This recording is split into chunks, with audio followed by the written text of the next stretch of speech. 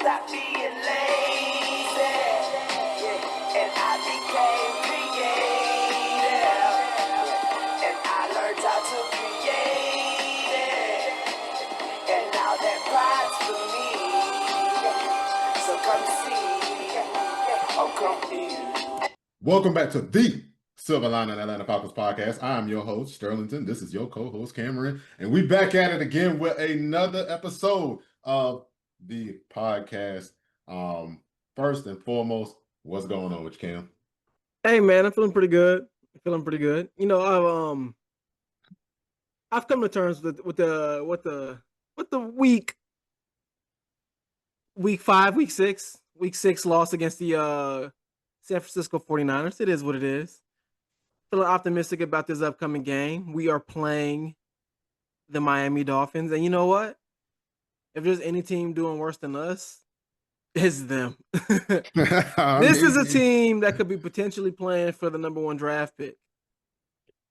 They looking bad right now. They 1-7. They coach on a hot seat. They quarterback ain't playing well. They best offensive weapon is hurt for the year. They are spiraling. Yeah.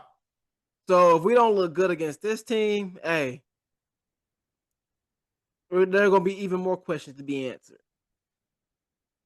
Yeah, I fully agree. So it's been a busy week this week. First thing we want to address is Ray McCloud got released this week. And crazy, bro. That's crazy, yeah. Just how quickly the saga deteriorated.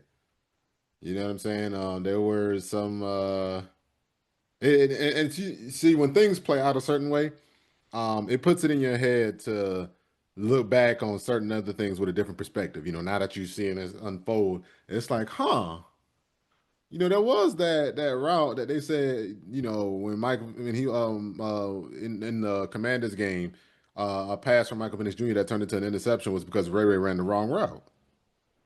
And so, you just think of little small plays like that. And then you come into this year, Ray hadn't been getting as much burn. He hadn't been playing as well when the ball come his way. And then, you see Ike Hilliard getting fired. And then Ray freaking out. And I don't know what the hell was going on. I don't know what was going on. And so this is crazy to me, man. But I mean, I don't know. Ken, what's your thoughts on it? What's your thoughts? Man, I like Ray, but he's kind of been a journeyman receiver / special team specialist throughout his career. He hasn't really I'd say found a home. And he had arguably his best year career-wise with us last year. I don't even think it's arguable. Yeah, he had his best year. He had his best year with us. So I'm thinking, hey, this man's going to build on that. He's going to really solidify his role as our wide receiver 3, which would be great. And granted, it kind of sucks that I got fired like that, but hey, there was a real disconnect between our receivers and our quarterback. And it was clearly evident. Something had to be done. He got let go for that. It is what it is. But I didn't think it was gonna boil over into this a kind of situation like this, where hey, I'm trying to join you. Damn, bro. Don't get me wrong. I've had friends who have gotten fired from jobs. Yeah. I'm not about to follow them out the door. Yo, hell, I was one of them. Right? Well, I didn't get fired technically. I got laid off, but same in this situation. And so, yeah, man, it's I know, just from what I'm understanding, he seemed to be pretty upset about Ike Hilliard getting fired. And I mean, if that's your guy, of course you're upset about it. I've had bosses, managers, friends get let go from jobs that I've worked.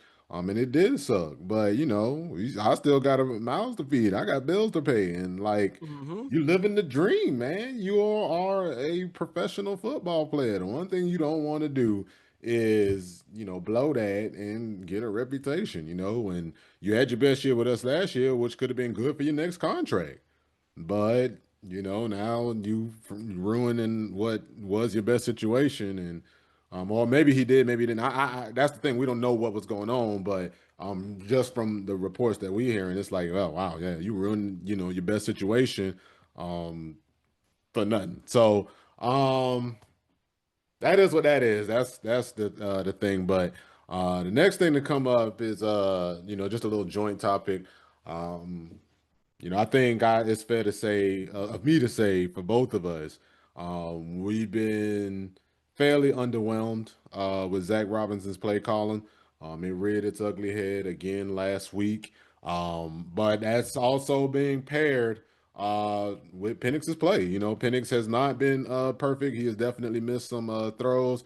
Sometimes he's late on reads. A lot of things are happening there, and a lot of people, it's going to be a topic of division between the fan base. Like, some people saying it's both of them. Some people saying no, it's Penix. Some people saying it's Zach, and that's causing a lot of the issues. Now I know where my opinion stands on the matter. But Cam, what you feeling? First, just tell me what you feeling about Zach's play calling. Tell me what you feeling about Penix's play. And just let me know basically, how do your scales of justice weigh this thing out? How do you judge this, Cam? Oh, well, it's easy, my boy. Are you familiar with the show called Scooby Doo? Ruby Roo. Yeah, I think I know that guy. Okay, so the premise is, hey, we the mystery machine, and we got to follow these clues. So let's follow these clues, Let's shall follow the we? clues. Hey, who decided to take a chance on two rookie play callers on your second time as getting a head coaching job, and this might be your last time getting a head coaching job? That would be Raheem Not a Dream Morris. Hey, and didn't one of those play callers already get fired? He did. But to be fair, he did make a subsequent hire that we seem to be happy with, just to be fair. No, that's fair. That's fair. I respect the decision. Hey, now let's look on the offensive side of the ball. Mm-hmm. Who else got fired? I wonder. That was Ike Hilliard. All right. Mm-hmm. Okay. All right. And then what else did happen? Then we brought Zach Robinson down to the field. Mm-hmm. So we are consistently trying to figure out ways to get this offense going. Keep it in Yep. motion. Keep it get things in order, man. We are trying to get this trying to get this getting together, but it's not happening. It's just not happening. And there are games where we're like, oh, okay, we look good, but then we fall right back to earth. Now Yep. I expect us to play well against this Miami Dolphins team. This team is 1-6. I expect them to be 1-7 when Sunday's out. I expect that. Now, I also expect our offense to look good, to look competent, to put up some points, like dang near effortlessly. Dang, if Cleveland can look good against these boys, we need to They look good look like a against them. goddamn chainsaw against them last I'm week. saying, brother, and granted, Cleveland's defense is They Cleveland got got a some solid. dogs. They got some dogs, and they got some dogs. Hey, but we got some dogs too. We sure do. We got some dogs too, man. So I expect us to look really good, man. But hey, like I said, you got to follow the clues, and hey, things ain't looking like they shaping up well for Zach. They not looking like they're gonna shape out well because they're looking like he might be next on the chopping block. Because I know that's what Raheem is gonna do to save his job. I know Raheem is gonna like if it get to a point where he got to say, you know what, I got to make some adjustments because what we're doing isn't working. Yeah, Zach might be next. Now, before that happens, who knows? Who knows if the injury to Penix is pretty bad because it's a bone bruise in his foot. So Yeah. we don't know the severity to that. He's day to day. But if it gets to a point where he's not looking good, and then we bring Kirk back in because we saved Kirk for a reason. There's a reason Kirk is still on this roster for a reason. Now, if Kirk come in and start looking good and looking like the pro he has been, and tries to revitalize his career, because hey, don't get it twisted now. Kirk is a generational bag getter. Kirk is looking for his opportunity to shine. Hey, and if my team is the recipient of that shine, then so be it. All right. Well, look, I got thoughts about that. I always with Kirk, I always looked at that as like the 2 year plan. And if the point was always for Kirk to start until, Penix could start or whatever, I mean, I don't know if you can go back to it now, but I know that I look at that situation as like, well, that was always the plan. Honestly, Kirk ruined the plan because he tried to play through injury. It's funny how playing through injury can absolutely make your job worse. Um, I mean, we look back at the Cleveland situation with Baker as Cleveland messing up, but that situation was exactly the same thing that happened here, where the quarterback was clearly hurt and clearly playing through it, and then they putting up a bunch of bad tape. And then, now they stuck in a situation where they got to either hand a fat contract to a guy they're not sure about or, let him go. But I mean, I feel like that was still stupid given where your franchise was at the time. But that's neither here nor there, right? But what is here and what is there is that we got some blame to have to, parse out and figure out where to put people, right? Because ultimately, we came into this year with questions about Zach Robinson's play calling. We felt like there wasn't really any intentionality in being explosive. I feel like maybe there was intentionality in trying to be explosive this year, and even in the San Francisco game, but it was not the right calls against the right defenses, especially in situations where, and you kind of tell the measure of an offensive coach by their halftime adjustments, right? The defense show you what they're gonna do. Most of the times with defense, it's a lot simpler than it is on offense because defense has to be able to adjust to the offense. You can't always run a defense that's super complex with a bunch of calls and mixed coverages, where you might got zone on one side and man on the other side and all this other stuff like that. Because if you get facing the offense, that's going to show you a lot of motion. That's going to show you give quarterbacks a lot of chances to change the play at the line of scrimmage, things like that. Then you get to a part where you start to mess up your communication, and then you bust in coverage. So a lot of these defenses, they keep it simple. And after you see what you're supposed to see in that first half, you're supposed to be able to make adjustments in the second half and find ways to move the ball. We saw that the week before, basically with Buffalo. Now Buffalo scored the same amount of points, but they did come out right in the first half, I mean the second half, and drove right down the field, mainly using a power running game, something that they made an adjustment to from the first half, which they weren't doing. And then we put that on tape, and then we saw what San Francisco was able to do with their power run game against our defense, and also Robert Saleh making changes to how he play calls, and then he sends blitzes, and Zach's not really calling the proper plays to attack that. But also, we got to point out the fact that Penix has not played the best in some games. He played very well against Washington. Played very well against Buffalo. Definitely for the first half. Second half was a little shakier. And then he had another shaky game against San Francisco. It really wasn't the best. It wasn't as bad as like the Carolina game. Like I said, that was the worst. And like I've said in previous episodes, that game against Carolina was the worst game that I saw from him.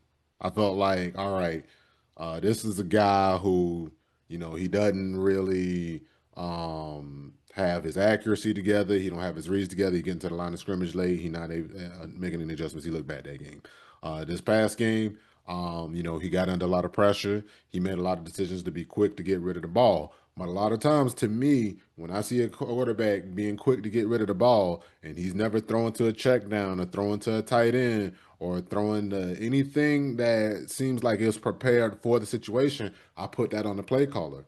There's a play on third down where Michael Penix Jr. got blitzed and he flushes the pocket. He gets blitzed up the middle. He flushes the pocket and he throws the ball, and his receiver's not even out of his break.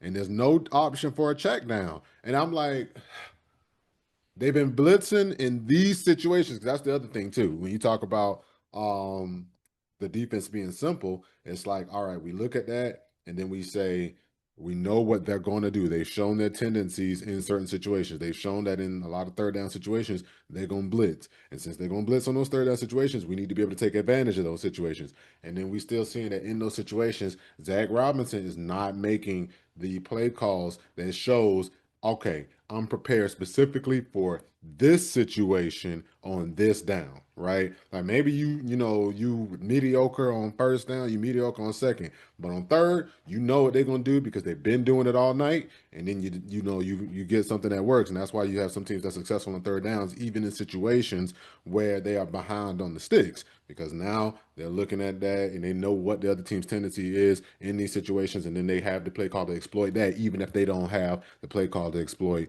that team on first and second down, right? But then we flip over to Penix. So I wanted to bring a little perspective to Penix and his play because I'm seeing a lot of people bury Penix, and I'm seeing a lot of people basically say Penix not the guy, Penix this, da da da da.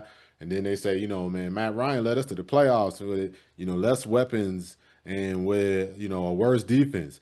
And I was like, that's that's interesting. Because I think some of y'all are really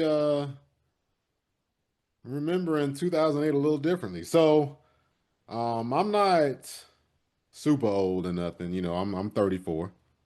2008 was 17 years ago. So that was I was 17. I actually attended one of his games as rookie year, the game against the Bears. That was my first Atlanta Falcons game I had been to. Um, and even I have to admit, I remembered his rookie season a little bit better, but especially because of that Bears game. But I got a confession. I missed Matt Ryan's first pass. The 62-yard touchdown to Michael Jenkins, I missed it. I was at church, and the pastor always make us stay there till 1:30. So I always missed the first quarter of the game every time without fail, and I missed his 62-yard touchdown.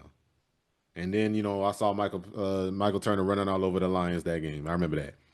But I think for me personally, that makes my memory of 2008 a little bit better. Right? So Cam, you ready to get into some numbers?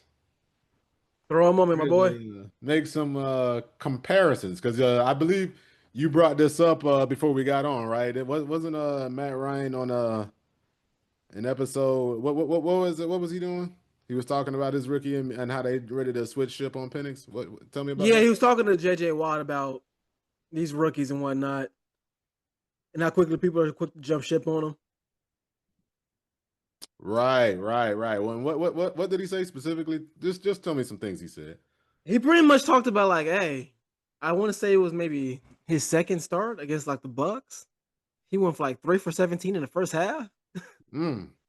Something I've got terrible, brother. the score up from that game. We lost that game 24-9. Mm. We lost that game 24-9, and he had two interceptions and no touchdowns. Um, and speaking of games, because I had to really look some stuff up, right? So I look at this as Penix's true rookie season. It's not his rookie year proper. Obviously that would have been last year. He played 3 games at the end of last year. He's not a full rookie, so I'm not gonna. Psst. Hey Cam, you seeing this shit? Oh yeah, I think I am. What is that? That's a person watching this podcast that hasn't subscribed. Subscribe. The button's down below. I'm not going to fully compare them. I'm just going to show, some similarities, right? So, the Falcons, um, the 2008 Falcons had an early bye as well. This Falcons team had a week 5 bye. That Falcons team had a week 7 bye. Right? So through 6 games, what do you think that team's record was? Mm, And just try to remember your best. That team went 11-5. That team won the first game. So I'd say 4-2. that's exactly what it was. It was 4-2. Then they went their bye, and then they lost to the Eagles, and we're 4-3. Right now, what is our current Falcons team record? 3-3. And who do we play this Sunday? The Dolphins And where we play them? at home. So it's fairly reasonable to expect. Not saying it's exact, just fairly reasonable to expect. What will this team's record be at the end of 7 games? 4-3, my boy. Okay, so if we happen to be 4-3 at the end of 7 games, just like Matt Ryan's 2018 was 4-3 at the end of 7 games, is it fair to say that maybe people are overreacting a little bit about Penix being sucky compared to Matt Ryan back then, right? Is that fair? I'd say so. Okay. Oh, okay. I'm just using numbers. I'm just using numbers, right? So let's speaking of numbers, right? Um, so Matt Ryan's stats for the year weren't super impressive. As not that they should have been. He was a rookie, and you don't put that kind of pressure on a rookie and expect to win. That team went 11-5. That means that you got your run game involved, you got your defense involved, right? You had a lot of time of possession on to shorten the game. So Matt Ryan had 61% completion percentage, 33,440 yards, 16 touchdowns, 11 picks, right? Through 6 games, Michael Penix Jr. has 5 touchdowns and 3 picks. Now, the season is roughly 1/3 of the way through. So if we extrapolate that, that would put Michael Penix Jr. at about 15 touchdowns, 15, it all depends on how that last game goes. About 15 touchdowns and 11 picks. Like Matt Ryan had when he had 16 touchdowns and 11 picks. All right, let's talk about these weapons now. Let's talk about these weapons. Cam, you sleep? I'm here. I'm Man, here, my open your boy. eyes, boy. Cam been out too late. He know he had to wake up early tomorrow. I don't know why Cam playing. Cam wanted to get up to y'all guys because the reason we doing the episode so early um, is because Cam got to go out of town, and he still wanted to go ahead and get the word out. Of course, my man. Yeah, but so I said, all right. Let's what else was I comparing? What was I saying? Just comparing numbers between Matt Ryan and No, Michael it was Penix. something else I was on. I can't remember, but I know I talked to weapons. So, somebody said that Penix had way more weapons. I said, way more weapons, huh? All right, so Penix got Bijan and Matt had Michael Turner. Penix got Drake London and Matt had Roddy White. And the number 2 receiver for us is Darnell Mooney. We'll see. This is the first time I'm saying this on pod. But I'm a little concerned about Mooney. Obviously he's been injured, but also we're not saying anything bad about Mooney. We just pointing out the facts. All right. Mooney is kind of a reclamation project. He had one season where he popped in Chicago, and then he underwhelmed for 3 more seasons before coming here. And he popped here. Now this year is not being as good. And the only reason I'm bringing that up is because a lot of us.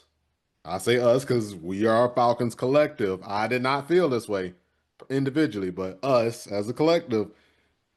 Pitts kind of popped his rookie year, and he been an average receiver since then. And a lot of y'all been over here killing them guy, murdering this guy, burying him.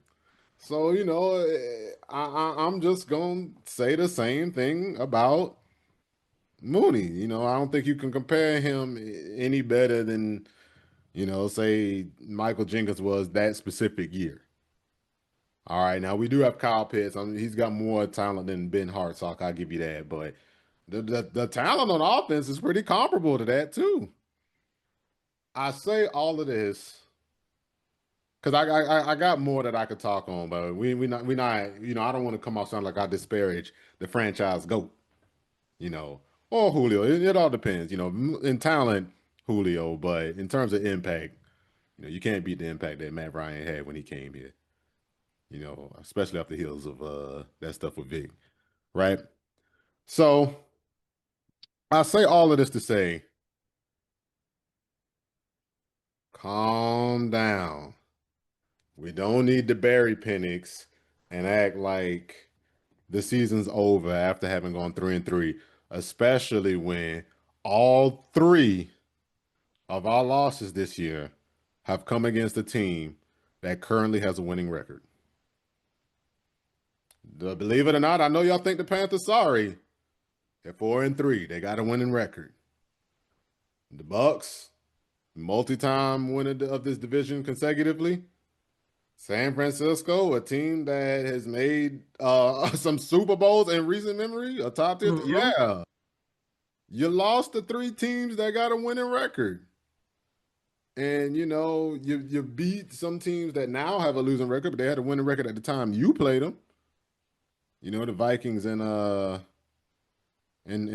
Commanders, and then we beat the Bills at home, and that was a team that has a winning record and probably gonna go off the major playoff success this year.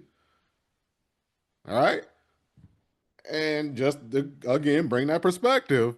That 2018, they beat Detroit in game 1 of the year. Detroit didn't win a single game that year. That was the year Detroit went 0-16. The Falcons lost to Tampa Bay, a team that went 9-7. I think they made the playoffs. Then they beat the Chiefs. That team went 2-14. The Chiefs went 2-14. Then we lost to the Panthers, 24-9, just like the Bucks. The Panthers won the division that year, 12-4. And we beat Green Bay, who went 6-10. Then we beat Chicago.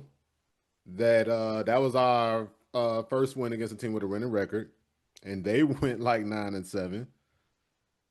And then we lost to the Eagles, and the Eagles went 9-6-1. So again, another trend that just popped up. We lost to good teams and we beat the bad ones, and then we beat one good team in there. Like, relax. This is going according to the plan, at least with Penix. I ain't gonna lie. I know as a collective, we hungry for a ring, man. We ain't seen playoffs in 7 years. It don't feel like it's getting no closer. And the thing is, I feel like he could be playing better if the one calling the plays was cooking a better meal. Yeah. Yeah. And look, you're not wrong, man. You're not wrong. Look, I'm just trying to get people to not jump ship and say throw out the baby in the bathwater. No, for me it's just the bathwater. Because of that. I mean, yeah, that's the point. You could throw out the bathwater, don't throw out the baby. You know what I'm saying? But I'm just like, even with this year, I'm like, look, being 3-3 is not the worst case scenario. I believe you yourself had said 1-5 to start the year, and yeah, most people saw that schedule and was like, oh shit, boy, we might be 0-6 to start the year. We might be 0-6. We're going 3-3. Man, this team sucks. This team got 2 or 3 times more wins than I thought they was gonna get. Excuse me. We got 2 or 3 times more wins than I thought this team was gonna get, and they suck. And I'm like, relax. Damn, every team can't be undefeated. Give this young quarterback, and I can only make so many excuses, but give this young play caller who's had some time and hasn't been doing the things that it seems like he was being taught in LA here. Hey, I'll say this. You got a little bit more grace than I do. I don't have grace. That's why I'm gritting my teeth and saying it like this. I'm trying to stay positive on the Silver Lining Atlanta podcast. So that's that. But anyway, if we talk about the game, um, or maybe I'll just do another episode talking about just the game and pop out a little 15-minute episode. Cam, do you have thoughts about the game that you would like to divulge at this time? Or would you like to put a bow on this bad boy? Hey, I think we kind of talked a little bit about it. Hey, Tua's not playing his best ball. Miami has lost their best playmaker. They can't really run the ball that well. They aren't really doing anything that well. This is a team that has essentially quit. I was about to say the coach lost the team there. Yeah.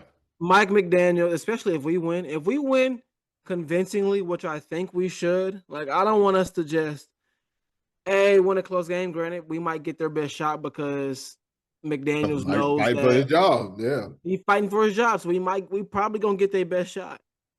We gonna get their best shot. You're gonna be like, I'm gonna show Zach Robinson how to call a real play. Yeah, like either one or two things gonna happen. We're gonna get their best shot, or the team is just gonna completely just bend over and lay down, and we just dog walk them. But either They way, just got dog walked. I'm kind of nervous that yeah, dog walk. Some teams can only stand to be embarrassed so much. no, that's true. That's true. But we gonna see what we got from this Mike McDaniel's team. But all in all, if we don't walk away from this Sunday with a win, yeah, there's some questions that need to be answered. Look, I said no need to panic after the 49ers loss. I said if we lose to the Dolphins, though, I'll oil your rags and pitchforks up for you. All Mm-hmm. right. Matter of fact, I'll purchase them for you and pass them out. I'm like, you got all license to act up. Act a fool. Hey, I can no longer protect them any further. It's only so much I can do. All right, I'm trying to help us stay calm and keep perspective. All right, Mm-hmm. that P word is a MF. That perspective, just keep in mind we've only played a third of an NFL season. All right, it's look, we went 2-2 in the first quarter of the year. We 1-1 to start the second quarter. If we win, we at least going 500 in this quarter. All right, now the rest of the schedule, that thing looking. But if we could just pull out, look, it might look like that for a while. All right, but the beautiful part about a 17-game schedule is that even if you lose 7, you can still win double digits, and that might get you to the playoffs. Mm-hmm. All right, so that's what it's going to come down to. So, look, just to give a brief overview of the game, I look at this game and I say Miami's a team that is reeling, coached and lost the team. They can't really run the ball. They can't really execute on offense because Tua is turning the ball over. Tua not accurate. His arm already not strong, so he needs a certain cast around him. Now for us. Last week we were playing a team that was one of the worst running teams in the league, and they ran all over us. I know Mike McDaniel saw that, and he gonna try to get a taste of that. He gonna try to give us Mm-hmm. a taste of that. So this is Jeff Ulbrich time to shine. All right. Every game, no matter how sorry they've been, every game start out 0-0. I think it's important for the Falcons in this game to go ahead, sprint out, get out to a lead, and like get this team down on themselves. Get them thinking already early that, oh man, we getting punched in the mouth. It's over, man. Mm-hmm. You know what I'm saying? But if them boys compete, all bets is off as far as how this thing's gonna go. All right. So this is a game that is important for the Falcons to Get out to the lead early. Zach Robinson need to establish himself early. We need to establish the run against this team because obviously that was another key that the San Francisco 49ers executed. I think we know Miami's going to come in this game and try to execute that. And quite frankly, if you're a mediocre offense, they can hang around. I mean, they played a game against the Bills, which is obviously a familiar opponent, but they played them tough. They lost 28-21. I don't know. Um, that boy Cam, he fighting with both hands, but you on the ropes like this, getting beat up, brother. So just for y'all to know, I'm poking fun at Cam, but it is almost midnight on a work night. So it's actually pretty late for us. So I think we're just gonna go ahead and wrap it up here. Matter of fact, Cam, give us a score prediction before we get out of here. Score prediction, man. All right, I got you. I got you. I'm gonna say.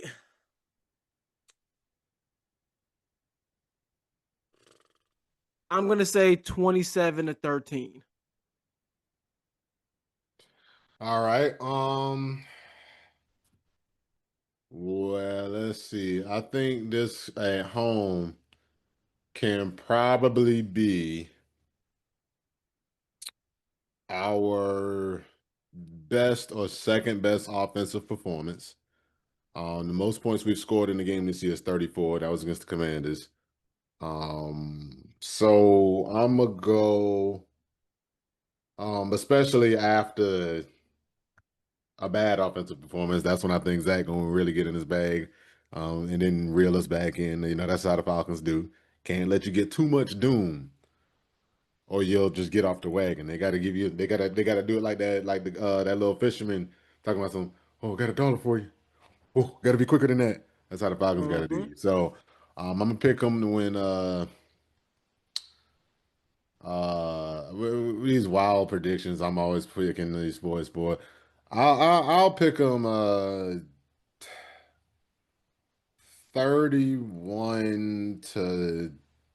31-21. I think Okay. Miami gonna fight back and they're gonna put up a little bit of points. But I think their inability to execute San Francisco's game plan is gonna help this offense look a lot better. All right. I like it, man. All right, yeah, let's go ahead and call this thing out. So, anything you want to say before we get out of here, Cam? It's been a pleasure as always, my brother. All right. Well, look, um, just I know we got our reservations. All right, let's just save it for if/when this team actually falls under 500. All right, the team. The only time we've been under 500 this whole year is after the first game of the year. So let's just calm down, Mm-hmm. see how that play out, and go from there. No, after the Carolina lost too. Oh yeah, we were 1-2. That's right. Yeah, I forgot. That's on me, y'all. That's on me. Let's save it for when let's just see if we lose to an actually sorry team and not a team that we think is sorry. Then it turn out we need to see more data. All right. But yeah, you can go ahead and follow us over at DAGLiner91 on X.com. And you already know the drill at the end of the show. Please like, subscribe, comment, share, hit the little bell. We want to hear some real niggas uploading. Peace.